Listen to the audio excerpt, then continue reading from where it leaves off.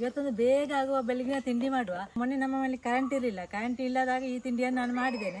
ಅದೇ ನಿಮಗೆ ಮಾಡಿ ತೋರಿಸುವ ಇವತ್ತು. ಒಂದು ಆಲೂಗಡ್ಡೆಯನ್ನು ತುರಿದು ತಂದದ್ದು ನೋಡಿ. ಈ ರೀತಿ ತುರಿದು ನೀರಲ್ಲಿ ಹಾಕಿದ್ದು. ನೀರಲ್ಲಿ ಹಾಕಿದ್ರೆ ಅದು ಕಪ್ಪು ಆಗ್ತದೆ. ಅದಕ್ಕೆ ಬೇಕಾಗಿ ತುರಿದು ನೀರಲ್ಲಿ ಹಾಕಿದ್ದು. ಒಂದೇ ಆಲೂಗಡ್ಡೆ ಒಂದು ಬಟಾಟೆ ನೋಡಿ, ಈ ರೀತಿ ತುರಿದು ತರಬೇಕು. ಚಿಕ್ಕ ಚಿಕ್ಕ ತುರಿಬೇಕು ನೋಡಿ, ಸಪೂರ ಸಪೂರ. ಒಂದು ಕ್ಯಾರೆಟ್ ಉಂಟು, ಚಿಕ್ಕದೊಂದು ಕ್ಯಾರೆಟ್ ಇದರಲ್ಲಿ ತುರಿದು ಅಂದದ್ದು.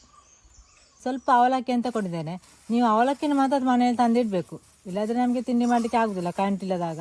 ಅವಲಕ್ಕಿ ನಿಮಗೆ ಯಾವುದು ಕೂಡ ತಗೊಳ್ಬೋದು. ತೆಲು ಅವಲಕ್ಕಿ ನೋಡಿ. ಈ ಅವಲಕ್ಕಿ ಸ್ವಲ್ಪ ನೀರು ಹಾಕಿ ತೊಳೆಯುವ. ಈಗ ಈ ನೀರನ್ನೆಲ್ಲ ತೆಗಿಬೇಕು ನೋಡಿ. ಈ ರೀತಿ ನೀರನ್ನೆಲ್ಲ ತೆಗೆದು ಅಂದರೆ ಆಯಿತು ನೋಡಿ. ಒಂದು ಸಲ ನೀರು ಹಾಕಿ ತೆಗೆದಿದ್ದೇನೆ.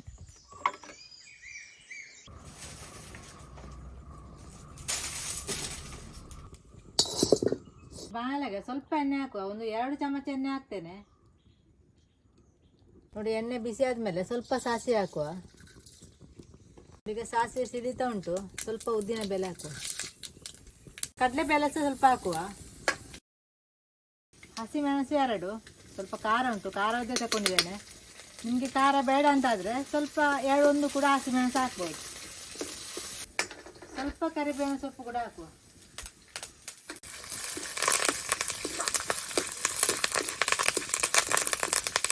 ಅದು ಕರಿಬೇವಿನ ಸೊಪ್ಪು ಸ್ವಲ್ಪ ತೊಳೆದು ತಂದದ್ದು, ಹಾಗೆ ಚಟಪಟ ಕೇಳುತ್ತೆ ಸೌಂಡು.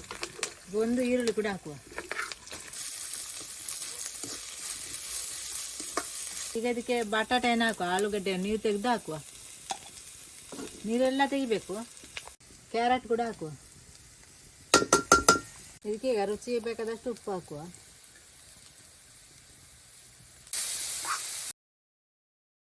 ಕ್ಯಾರೆಟ್ ಮತ್ತು ಆಲೂಗಡ್ಡೆ ಹಾಕಿದ ನಂತರ ಚಂದ ಮಾಡಿ ಫ್ರೈ ಆಗಲಿ. ಒಂದು 3 ನಿಮಿಷ ಫ್ರೈ ಆಗಲಿ.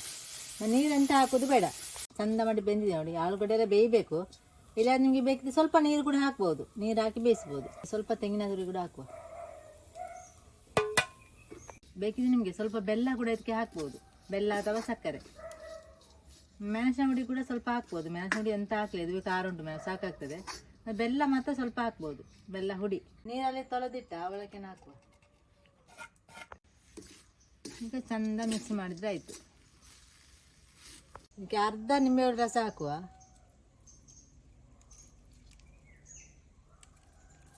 ಸ್ವಲ್ಪ ಕೊತ್ತಂಬರಿ ಸೊಪ್ಪು ಕೂಡ ಹಾಕುವ. ಕಡಿಮೆ ಉರಿಯಲ್ಲಿ ಬೇಯಲಿಕ್ಕೆ ಇಟ್ಟರೆ ಆಯಿತು. ಜಾಸ್ತಿ ಹೊತ್ತು ಬೇಡ. ಅವಲಕ್ಕಿ ಹಾಕಿದ ನಂತರ ಒಂದು 2 ನಿಮಿಷ ಸಾಕು. ಬೆಳಿಗ್ಗೆ ತಿಂಡಿ ರೆಡಿ ಆಯ್ತು ನೋಡಿ. ಇನ್ನು ತೆಗಿಯುವ, ಸಾಕಿದು. ಎಂತ ಇಲ್ಲ ಇದ್ರೆ ಅವಲಕ್ಕಿಯನ್ನು ತಂದು ಇಟ್ಟರೆ ನಮಗೆ ಹೀಗೆಲ್ಲ ತಿಂಡಿ ಮಾಡ್ಬೋದು ನೋಡಿ.